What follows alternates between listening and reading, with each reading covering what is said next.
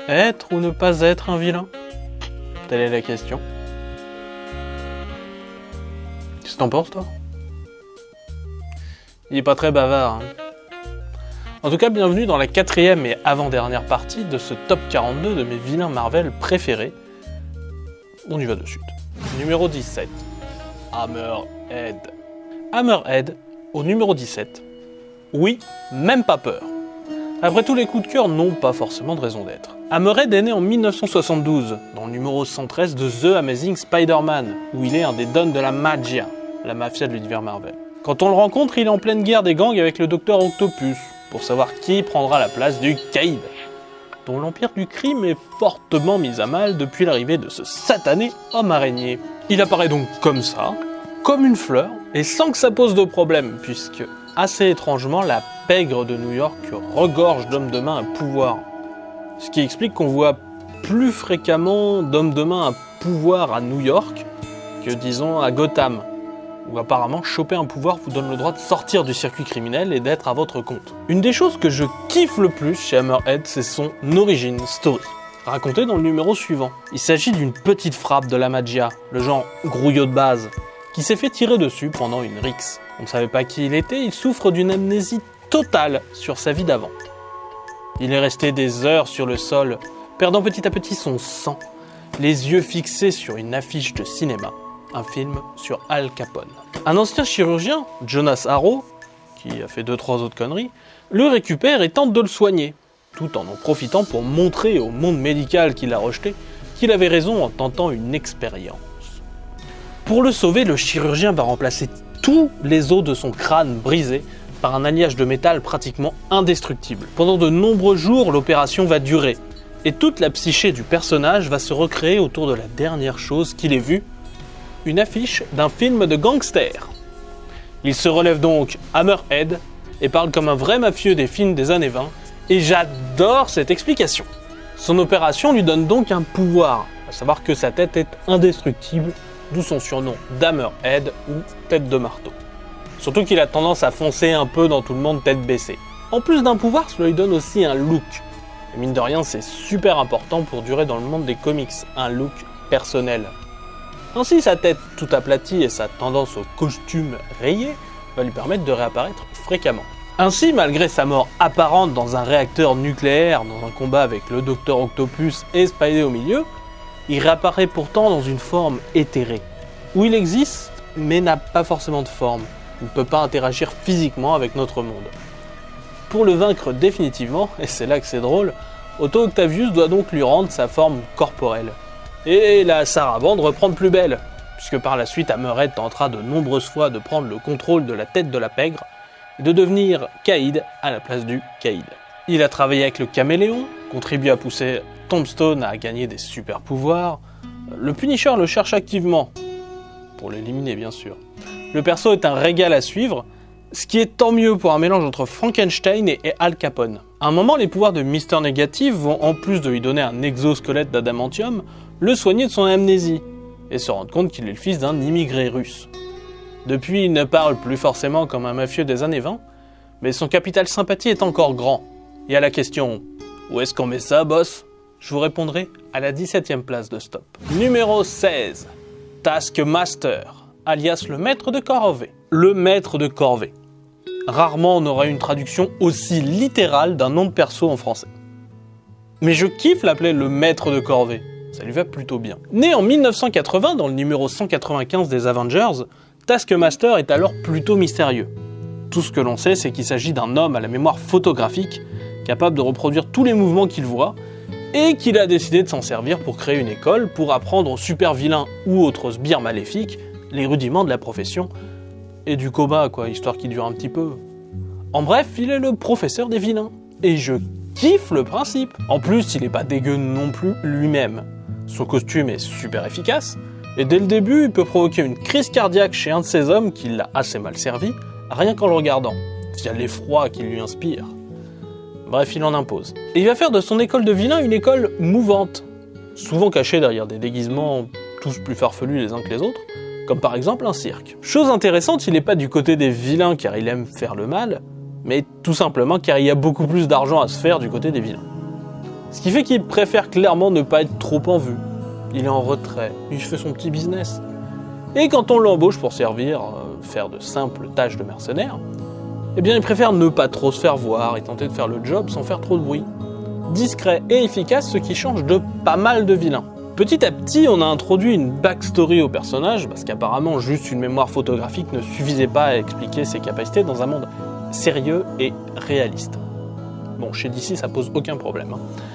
Du coup, l'agent Tony Masters est un agent du SHIELD qui a été envoyé détruire un sérum qui permettait d'assimiler la connaissance hyper rapidement. Devinez qui va prendre le sérum ? Bon, le personnage ne se souvient pas de ça, s'est créé une identité d'appoint nommée Taskmaster, et donc au final, à part quelques numéros de sa série personnelle, cette backstory ne change pas grand-chose. Le personnage a des limites à sa mémoire photographique.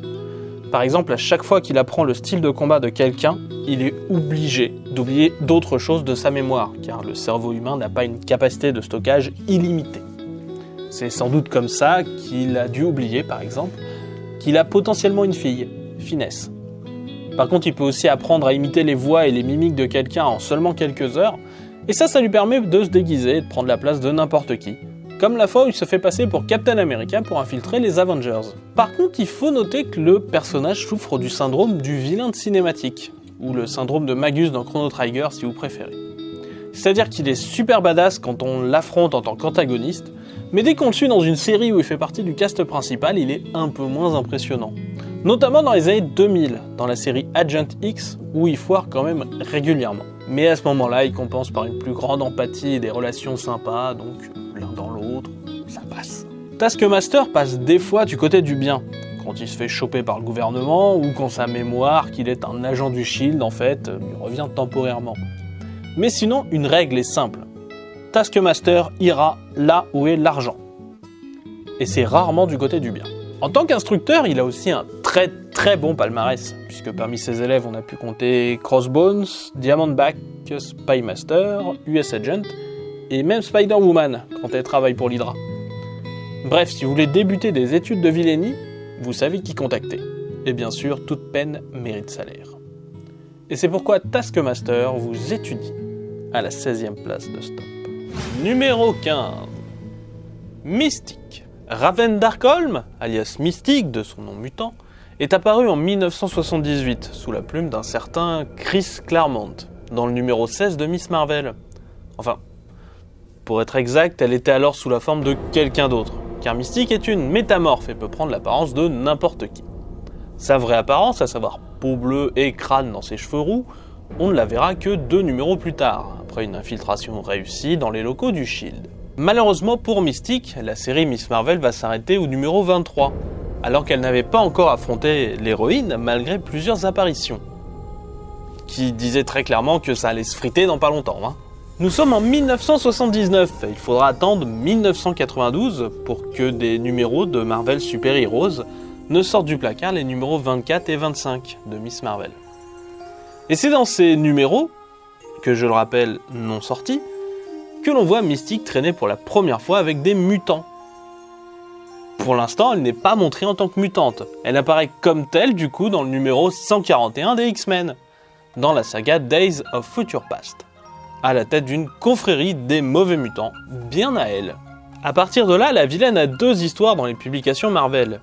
La continuation de son histoire avec Miss Marvel, qui se termine dans l'annual 10 des Avengers, et son apparition chez les X-Men, où Chris Claremont lui fait une belle place de choix. Et j'adore Mystique dans le cadre des X-Men. Dans sa botte des mauvais mutants se trouve Destiny, alias Irene Adler. Rien à voir avec Sherlock Holmes, il s'agit d'une mutante qui peut prédire l'avenir, et il est clair que les 2 mutantes sont ensemble, en couple. C'est encore plus clair quand on sait qu'elles adoptent Rogue, Malicia, car Destiny sent qu'elle sera importante pour elle. En rétrospective, c'est aussi pour ça qu'elles attaquent Miss Marvel, car Destiny prédit qu'elle aura un impact sur Rogue/Malicia, et elle a parfaitement raison. Mystique est assez fascinante, extrêmement âgée, vieille de plus d'1 siècle en tout cas, elle ne semble pas touchée par le poids des ans, ce qui en fait une sorte de Wolverine au niveau passage des années. Elle a eu 2 enfants, Nightcrawler, alias Diablo, et Creighton Greed, qui n'aura pas de gène mutant et deviendra un anti-mutant convaincu, que Mystique tuera de sang-froid. On n'en connaît pas beaucoup plus sur son passé, ce qui est très bien pour une métamorphe mystérieuse. On est mieux sans savoir, tout comme on était mieux de ne pas savoir pour Wolverine. Son pouvoir de métamorphe a une seule limite, celle de la conservation de la masse. Contrairement à un Martian Manhunter par exemple, elle ne peut pas devenir un serpent de mer géant et doit respecter ce que sa propre masse peut imiter.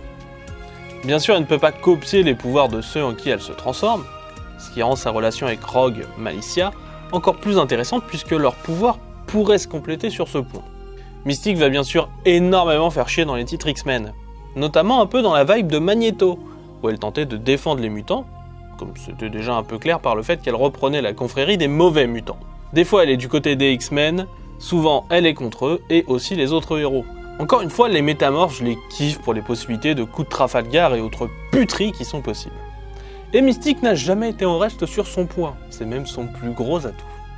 Mais ses histoires personnelles, sa relation avec Destiny, avec d'autres X-Men, avec Rogue, en font un personnage que j'adore, et soyez sûr qu'elle a pris ma place pour pouvoir se placer à la 15e place de Stop. Numéro 14, MODOK, alias MODOK. MODOK est un acronyme, ce qui explique les points au milieu de son nom. MODOK, cela signifie Mental Organism Designed Only for Killing, ou organisme mental programmé seulement pour tuer. Mais bon, comme son vrai nom c'est George Tarleton, on estime généralement que le personnage a gagné au change, parce que MODOK, c'est plus cool. George Tarleton, c'est un gars normal, pas plus intelligent ni plus meurtrier que vous et moi. Enfin, que, en tout cas, moi. Bref, étant employé de Lyme, ou Advanced ID Mechanics, un groupe qui cherche à inventer des super-armes futuristes, il accepte de participer à une expérience mutagène destinée à améliorer son intelligence. Il devient MODOK, avec un C.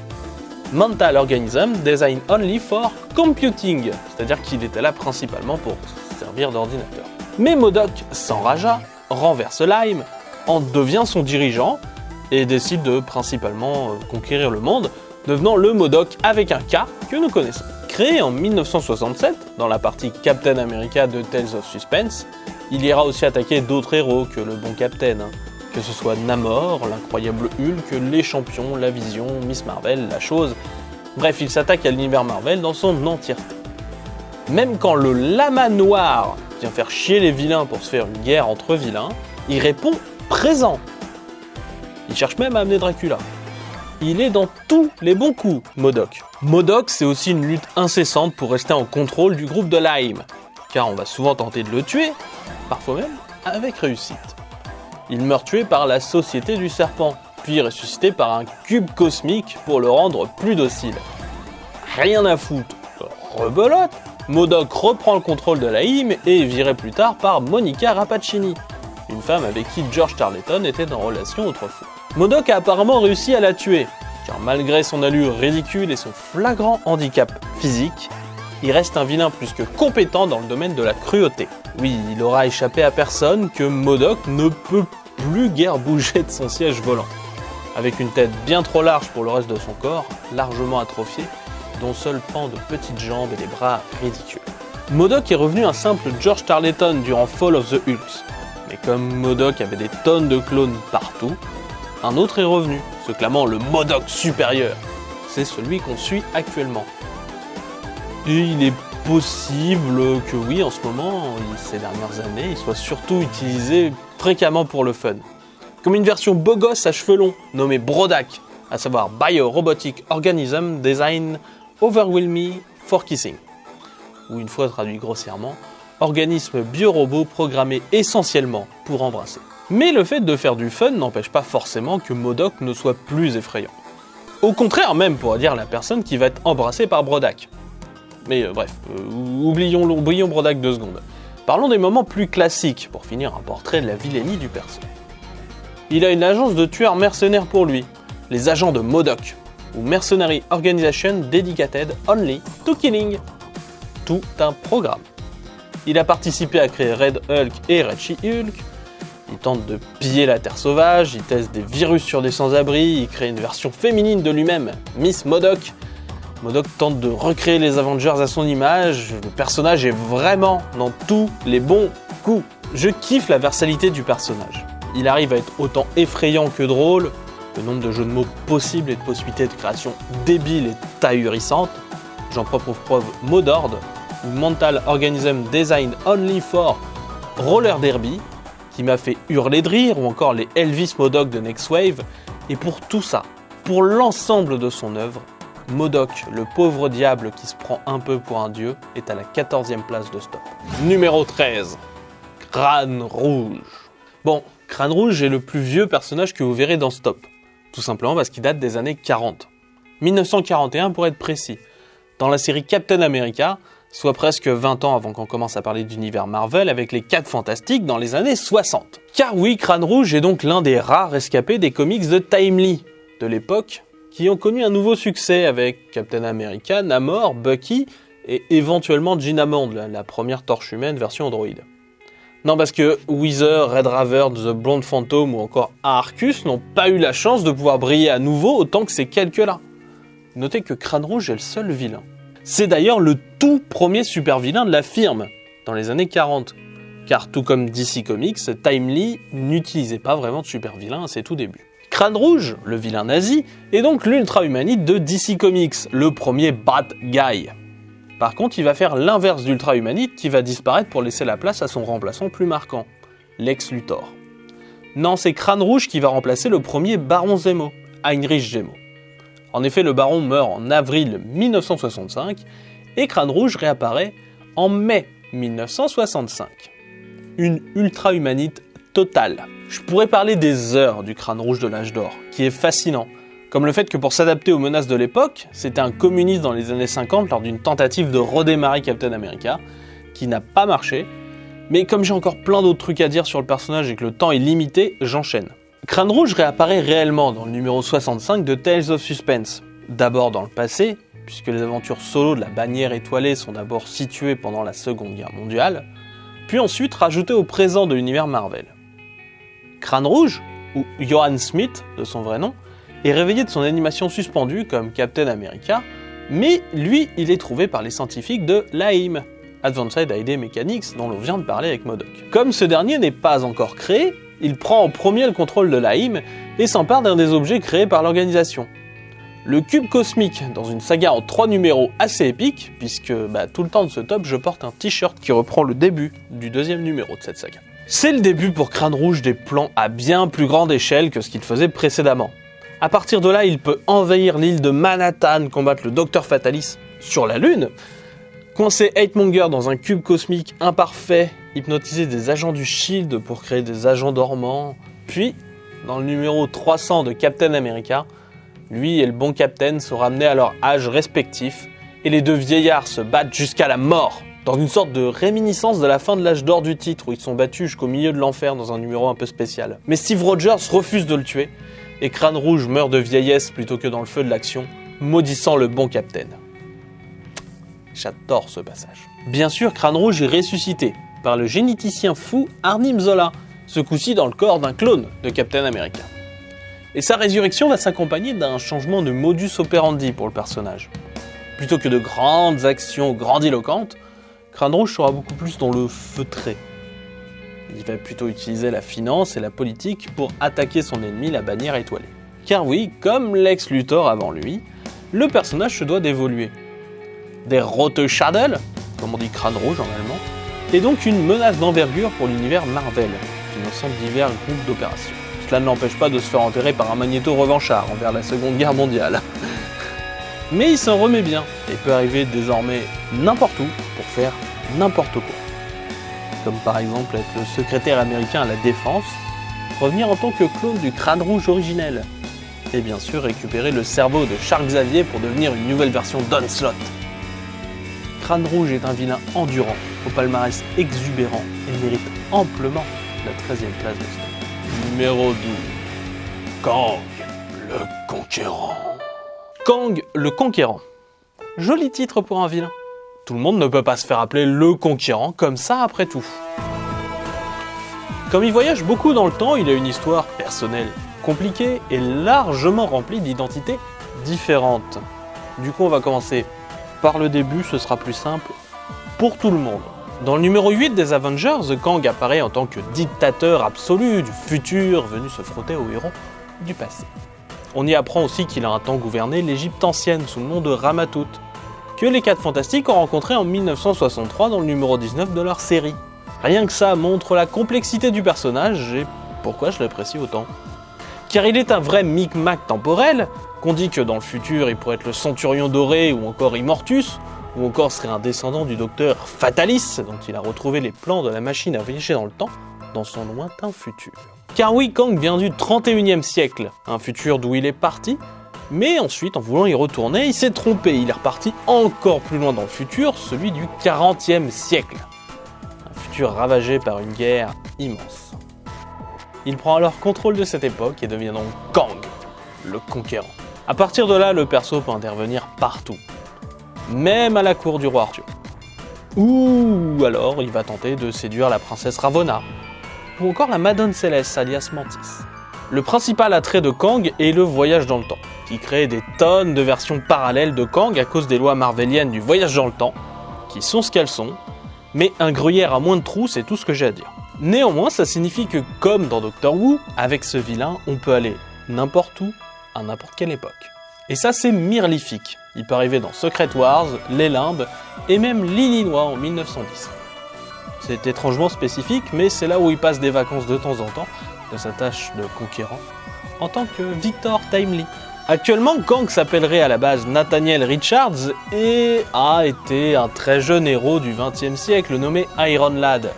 Mais au vu de la nature mouvante de Kang, tout cela peut toujours changer. Kang est un méchant fabuleux, à l'origine d'excellentes histoires, comme la saga de la Madone Céleste, Avengers Forever, Citizen Kang, ou l'utilisation des jumeaux Apocalypse pour tenter de prendre le contrôle du monde.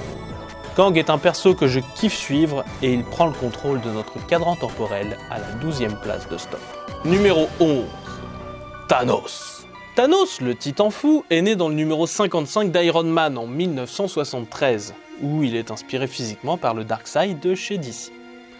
Jim Starlin, dans un des premiers boulots chez Marvel, n'a pas la confiance nécessaire pour penser que sa carrière va pouvoir fonctionner sur le long terme.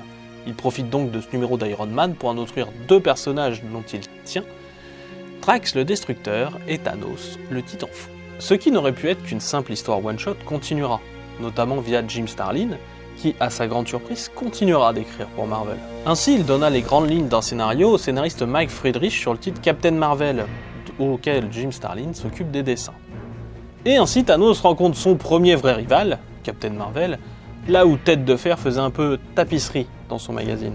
Car Thanos est né sur Titan, une des lunes de Saturne, et est un éternel qui contient en lui des gènes de déviants, race ennemie des éternels en gros. Sa mère, Sui-san, va même vouloir le tuer très jeune, persuadé qu'il allait détruire toute vie dans l'univers. Et pourtant, durant son éducation, Thanos est un pacifiste. Mais à l'adolescence, il devient profondément nihiliste, pensant donc que le monde est dénué de sens, et voue une fascination à la mort. Et quand je dis la mort, j'entends LA mort, une personnification anthropomorphique du concept. Il devient un pirate de l'espace pendant un temps, puis tue sa descendance, fort nombreuse, et ses compagnons pirates sous l'impulsion de la mort, puis commence les festivités. Il détruit sa lune natale, Titan, via un bombardement nucléaire, ne laissant en vie que quelques personnes, dont Mentor et son propre frère, Eros. D'autres carnages vont suivre, dont 2 personnes vont survivre et devenir des héros pour se venger, Drax le Destructeur et l'héroïne Dragon Lune. Mais Thanos n'en a cure de tout cela. Son but est de tuer la moitié de la population de l'univers pour plaire à sa maîtresse la mort. Il cherchera d'abord sur Terre le puissant cube cosmique, dont le seul moyen d'empêcher Thanos de mettre la main dessus pour les héros réunis sera de détruire le cube. Ok, qu'à cela ne tienne, on va alors voir Adam Warlock faire une alliance avec lui pour l'aider et siphonner en douce l'énergie de la gemme de l'âme qu'il détient, qu'il ajoute à l'énergie d'autres gemmes dites de l'infini. Encore une fois, il faudra pratiquement tous les plus grands héros pour le stopper et le transformer lui-même en pierre. Mais Thanos reviendra bien sûr et récupérera les vraies pierres pour les mettre sur un gant dans une saga encore aujourd'hui épique, mais qui a sans doute duré peut-être un peu trop longtemps. A partir de là, Thanos a une aura mystique auprès des fans de comics, qui a occulté beaucoup de ses apparitions précédentes où le personnage a pu paraître peut-être plus ridicule. Ce que j'aime principalement chez Thanos, ce ne sont pas forcément les gros actes de bravoure, bien qu'il pullule autour de lui. Tout d'abord, c'est sa psychologie. Le nihilisme est une doctrine philosophique très pertinente pour un vilain. Son nom même, Thanos, abréviation de Than Athos, la mort en grec, permet dès le début une lecture philosophique, voire même freudienne du personnage. Thanos est l'instinct de mort, et ses compagnons de sa première apparition sont Eros, l'instinct de vie, et Drax, la rage incarnée. De même, son concept du nihilisme n'est pas celui habituel de ne croire en rien, mais un nihilisme actif, celui qui permet de changer les choses à la limite de l'anarchisme. Après tout, ne détruit-il pas ses maîtres sur Titan? Puis le concept de Dieu? Ni Dieu, ni maître. L'autre chose qui me fait aller vers le personnage sont ses faiblesses. Il serait facile d'en faire un personnage uber puissant, mais Thanos n'est pas si fort que cela au final. Il compense ses ambitions désespérées, être l'égal d'un concept humanisé, plus qu'un dieu, par de nombreux artifices. Le cube cosmique, le gant de l'infini, et tout. Mais cela rajoute une étape supplémentaire. Récupérer les artefacts, un passage généralement aussi jouissif que le reste, ou qui t'en fout doit rivaliser d'ingéniosité et d'endurance pour triompher. Ce sont aussi ces mêmes faiblesses qui le font chuter à chaque fois. Thanos veut être plus qu'un dieu. Il arrive à en obtenir la puissance, mais ses schémas mentaux et ses doutes personnels le font toujours tomber.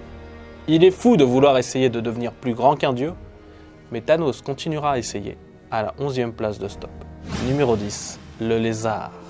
Le docteur Curtis Connors est sans doute l'un des tout premiers vilains que j'ai connus, tous supports confondus. Et aujourd'hui encore, je le trouve tout aussi pertinent qu'à notre première rencontre, malgré une très forte répétition. Le Dr Connors, alias le Lézard, est né en 1963, dans le numéro 6 d'Amazing Spider-Man, ce qui renforce ma théorie que je surkiffe les premiers ennemis de l'homme araignée. Le bon docteur est un généticien, qui a malheureusement perdu son bras droit à la guerre où il soignait les GI. Essayant d'étudier la faculté de certains reptiles pour faire repousser leurs organes, Kurt Connors va s'injecter un sérum expérimental qui, certes, lui redonne son bras, mais le transforme en un hybride, mi-reptile, mi-humain, surnommé le Lézard. Condition que Spidey va pouvoir résoudre via un antidote, mais le bon docteur est prompt à se retransformer, que ce soit par l'effet du stress ou encore des réactions chimiques. Le Lézard déteste tous les humains sans exception. Mais des bouts du vieux Dr Connors subsistent dans sa psyché, ce qui fait qu'il ne peut pas faire de mal à son fils Billy ou à sa femme, Martha. Martha? Coup bas, je sais, mais j'ai pas pu résister. Le lézard va peu à peu rêver à transformer tous les humains en super reptiles comme lui, pour ne pas être le seul. Grosse ambition que le personnage semble peu à peu avoir perdue. Mais le docteur Connors, la version humaine, est un allié de Spider-Man, qui sauvera par exemple Tante May après une transfusion de sang radioactif d'araignée, va aussi aider à détruire l'armure du Rhino, ou encore rendre l'appareil à Spider-Man en concoctant lui aussi un antidote, après que Morbius, le vampire vivant, l'a transformé en être à 8 bras. Néanmoins, à chaque fois que le docteur Connors est là, très régulièrement, il redevient le lézard. Ce qui fait que même en tant qu'allié, il est très instable. Il peut à tout moment devenir un ennemi efficace et coriace. Pour le coup, le lézard ne fonctionne pas vraiment en dehors des titres Spider-Man. Le sel du personnage, c'est la relation spécifique liée entre le docteur Connors et l'homme araignée. Je trouve que ces rencontres, par exemple avec les X-Men, perdent beaucoup de leur charme.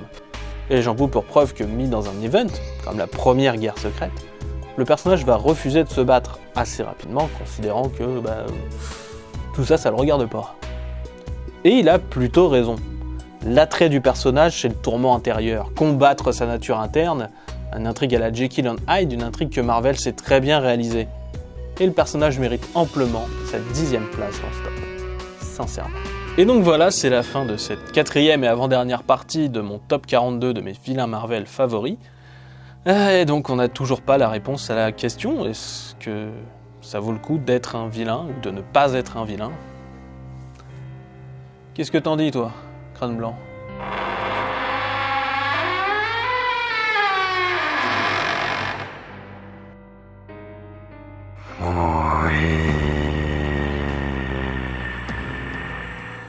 À la semaine prochaine!